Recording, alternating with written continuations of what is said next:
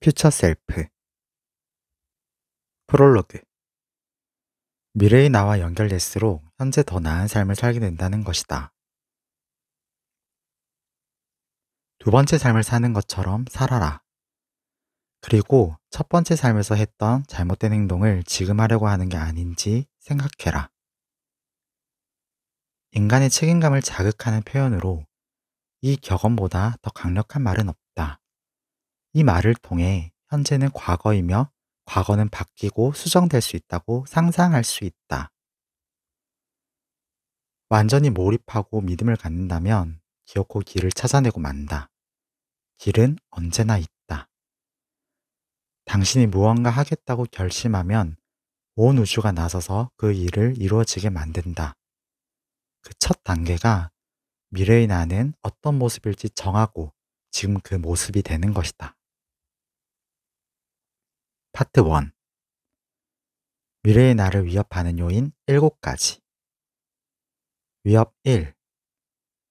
미래에 대한 희망이 없다면 현재는 의미를 잃는다. 병에 걸린 수용자를 치료할 때 가장 중요한 일은 환자가 기대할 수 있는 미래의 목표를 제시함으로써 내적 힘을 길러주는 것이었다. 수용자 일부는 스스로 그러한 목표를 본능적으로 찾으려 했다. 영원한 관점 아래에서 미래를 기대해야만 살 수 있는 것이 인간의 특징이다. 이는 극심한 시련의 시기에는 구원을 의미한다. 빅터 프랭클. 미래의 나를 위협하는 가장 심각하고 근본적인 요인은 미래에 대한 희망이 없다는 것이다. 희망이 없으면 현재는 의미를 잃는다. 위협 2. 과거에 대한 부정적인 스토리는 미래를 위협한다. 당신에게 발생한 실제 사건보다 훨씬 더 중요한 건 그 사건에 어떤 스토리를 입히냐이다. 과거 사건과 관련해 스토리를 어떻게 만들었느냐에 따라 현재의 나와 미래의 나에게 그 과거의 의미가 달라진다. 과거가 현재의 의미를 만드는 게 아니라 현재가 과거의 의미를 만든다고 말하는 게 더 정확하다.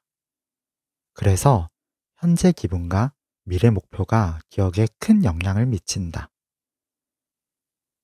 모든 경험을 개인적 성장의 계기로 전환할 때 비로소 유익이 생긴다. 무슨 일이 일어나든 그 경험을 유익한 경험이라는 프레임을 설정하라.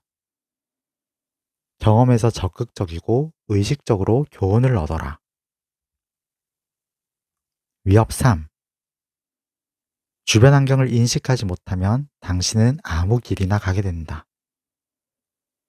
미래의 나를 위협하는 세 번째 요인은 주변 환경이 목표에 어떤 영향을 미치는지 인식하지 못하는 것이다. 더 원대하고 탁월한 목표를 세우고 싶은가? 더 나은 미래의 나를 원하는가? 그렇다면 훌륭한 통찰력과 능력을 지닌 사람들과 자주 접촉해야 한다.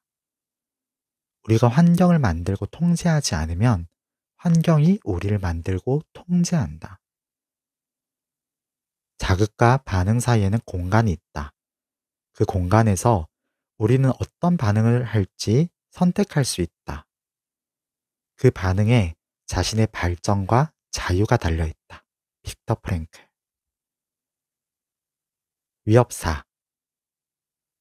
미래의 나와 단절되면 근시안적인 결정을 내리게 된다.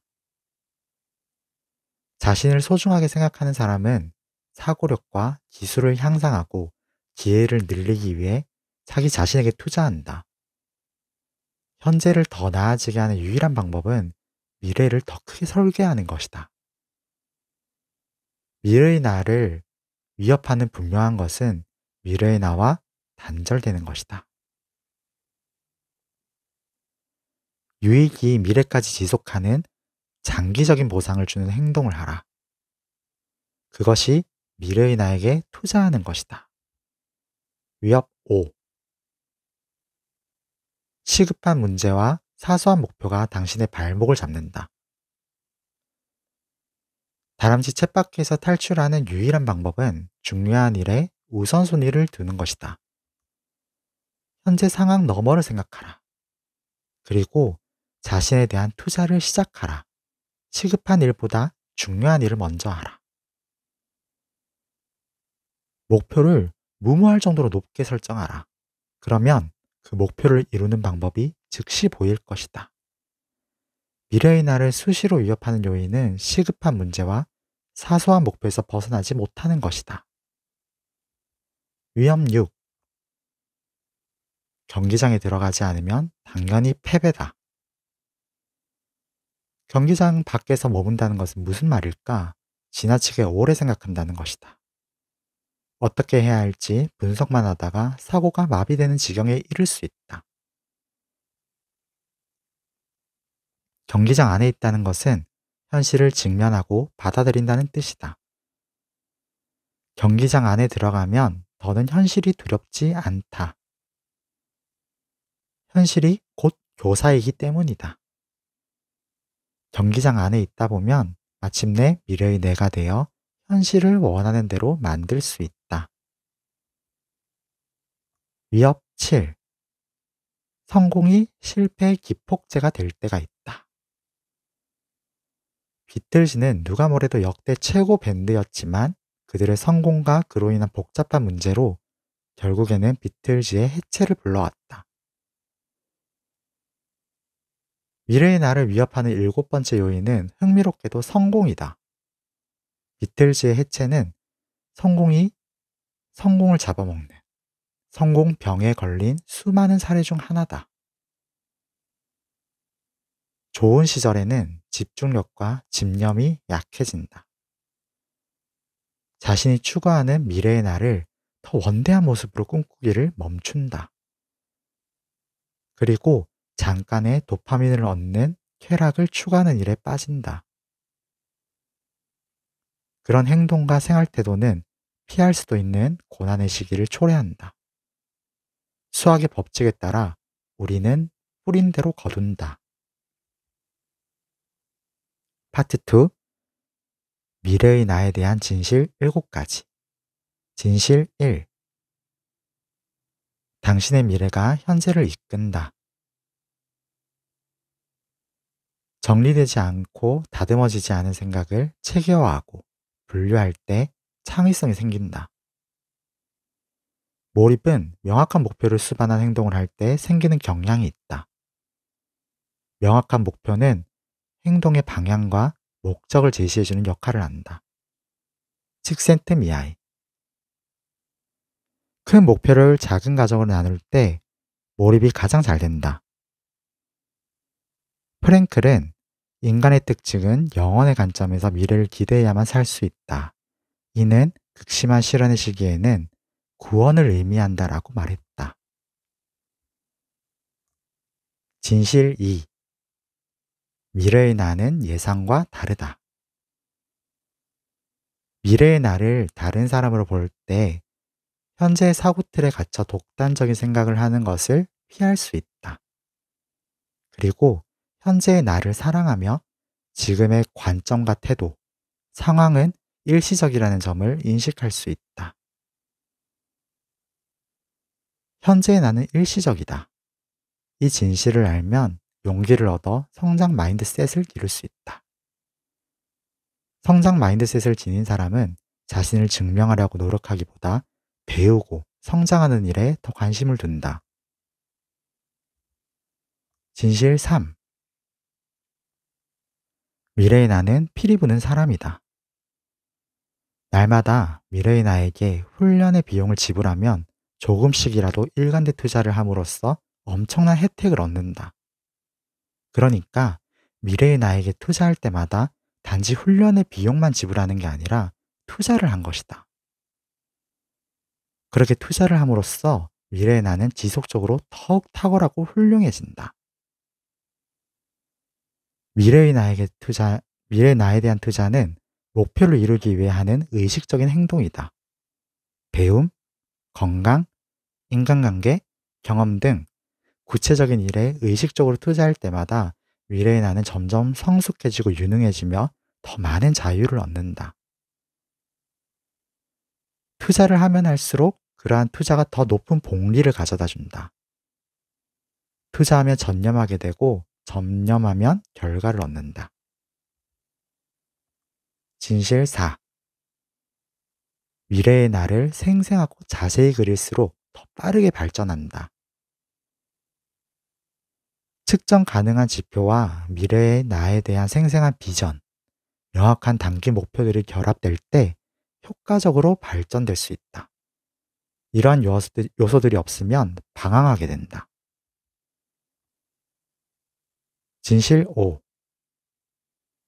미래의 나의 실패가 현재의 나의 성공보다 낫다. 미래의 나에 전념하면 더욱 속도를 높여 발전하고 싶어서 현재의 손실이나 실패에 투자하게 된다. 목표를 향해 가면서 일시적인 실패와 고통에 기꺼이 투자한다면 자신이 원하는 수준의 미래의 나를 향해 더 빠르게 달려갈 수 있다. 사람들은 대부분 실패에 투자하려 하지 않는다. 지금 이길 수 있는 일을 하는 게 편하기 때문이다. 승리는 기분 좋다. 하지만 미래의 내가 확실하게 되고 싶다면 실패에 투자하는 게 그 방법이다. 진실 6.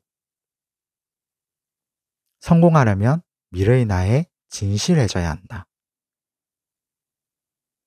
성공의 기준으로 여겨지는 명성이나 돈, 지위 등이 없어도 자신이 진정으로 원하는 삶을 살고 있다면 그 사람은 완벽한 성공을 거둔 것이다. 성공이냐 아니냐를 결정하는 건 외부 요소가 절대 아니다. 자신의 목적에 맞는 삶을 살아가느냐만이 성공의 유일한 척도다. 진실 7. 신에 대한 견해가 미래의 나에게 영향을 미친다. 신을 믿든 그렇지 않든 신에 대한 견해가 미래의 나를 어떻게 바라보는지에 대해 직접적인 영향을 준다. 또한 단기적인 미래나 장기적인 미래, 그리고 지금의 삶이나 사후의 삶에 모두 영향을 준다. 예를 들어 신이 있고 현세에서의 행동에 따라 천국에 가거나 지옥에 간다고 믿으면 사후의 삶을 기대하며 올바르게 살려고 노력할 것이다. 만약 신이 없다고 믿고 죽으면 끝이라고 생각한다면 그런 견해도 현재 행동에 영향을 미칠 것이다. 파트 3. 미래의 내가 되는 7단계. 1단계. 현실에 맞는 목표를 명확하게 세워라. 현실에 맞는 목표를 명확하게 세우는 일에는 다음 3가지가 포함된다. 첫 번째, 장기적인 미래의 나와 연결하라. 두 번째, 우선순위 3가지를 정해 현실에 맞는 목표를 명확하게 세워라. 세 번째, 3가지 우선순위를 토대로 12개월 목표를 세워라. 3가지 우선순위를 명확하게 정했는가? 그렇다면 이제 각각의 우선순위마다 12개월 안에 달성할 구체적인 목표를 세워라. 가장 중요한 순서대로 목표를 적어라. 12개월 안에 달성할 목표 중 어떤 목표가 미래의 나에게 장기적으로 가장 큰 영향을 미치는가? 2단계. 덜 중요한 목표들을 제거하라. 98% 전념하는 것보다 100% 전념하는 게 더 쉽다. 100% 전념하는 게 더 쉬운 이유는 일단 전념하면 내적인 충돌이 사라지기 때문이다. 완전한 전념한 상태에서는 결정 피로를 잠재우고 덜 중요한 목표를 제거한다. 미래의 내가 되는 2단계는 덜 중요한 목표에 전념하지 않는 것이다. 이 덜 중요한 목표들은 현재의 삶에 깊이 뿌리내리고 있기 때문에 일상생활에서 순간순간 내리는 결정에 많은 영향을 미친다. 미래의 나를 실현하려면 자신의 목적에 100% 전념해야 한다. 목적과 정체성은 서로 연결되어 있으며 가장 전념하고 있는 것에 정체성이 있다. 3단계. 필요해서 열망을, 열망에서 알무로 나아가라. 믿음이란 이미 받았다는 것을 알고 그에 따라 행동하는 것이다. 원하는 것이 이미 당신 것이라는 사실을 알고 받아들여라. 그러면 당신의 목표는 종착지가 아니라 출발선이 된다. 이미 성공했다고 생각한다면 미래의 나라는 위치에서 생각하고 행동한다. 목표를 달성하려고 행동하는 게 아니라 목표를 달성했다고 생각하며 행동하기 때문에 훨씬 더 효과적이고 강력한 행동을 할 수 있다. 4단계. 원하는 것을 정확하게 요구하라. 무언가를 요청한다는 것은 그것에 전념한다는 뜻이다. 구구절절 설명하지 말고 직접적이고 대범하게 요청하라. 두드려라. 그러면 문이 열릴 것이다. 신에게 기도를 요청하라. 전문가에게 요청하라. 친구에게 요청하라. 누구에게든 요청하라. 그냥 요청하라. 두려워하지 마라. 부끄러워하지 마라.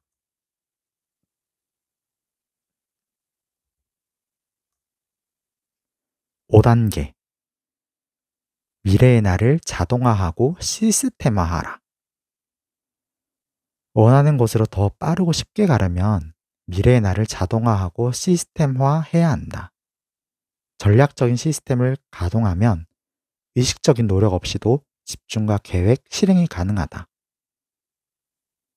자동화는 일관성 있는 결과를 보장한다. 시스템화 하라는 말은 목표 달성에 도움이 되는 활동을 최대한 저항이 없는 상태로 자동화해서 일상적인 활동으로 만들라는 뜻이다. 먼저 목표를 명확하고 단순하게 할 때 미래의 나를 체계적으로 시스템화할 수 있다. 당신이 정한 우선순위 3가지 외에 다른 모든 일은 중요하지 않다. 세상에서 일어나는 거의 모든 일은 미래의 나와 상관없는 일들이거나 덜 중요한 목표이다.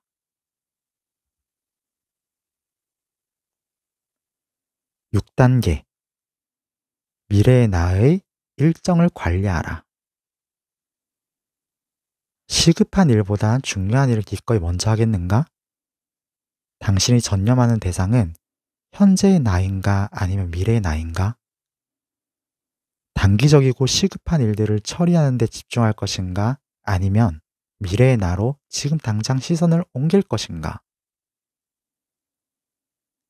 미루는 태도가 저항의 대표적인 행태다. 자신의 행동을 정당화하기 가장 쉬운 게 내일로 미루는 일이기 때문이다. 우리는 스스로에게 절대 교양곡을 쓰지 않을 거야 라고 말하지 않고 교양곡을 쓸 거야. 근데 내일부터 해야겠어 라고 말한다. 우리의 영혼을 발전시키는 사명이나 행동의 중요성이 클수록 그 일을 하는데 저항을 더 크게 느낀다. 7단계. 완벽하지 않더라도 공격적으로 완수하라. 지속적인 완수에는 2가지 기본 원칙이 있다. 이 원칙을 일관성 있게 적용해 실패에 투자하고 미래의 나를 향해 폭발적으로 성장하라. 첫 번째, 파킨슨의 법칙. 어떤 일이든 주어진 시간을 다 써야 끝난다. 어떤 일을 완수하는데 3년이라는 시간을 계획했다면 그 일을 완수하는 데는 3년이 걸릴 수밖에 없다. 하지만 3개월 만에 끝내겠다고 생각하면 아마 그 시간 안에 완수하는 방법을 찾아낼 것이다. 2번째, 80% 법칙. 완수가 완벽보다 낫다. 댄 설리번은 80% 하려고 할 때는 결과를 얻지만 100% 완벽하게 하려고 하면 완전히 고민만 하게 된다 라고 말했다.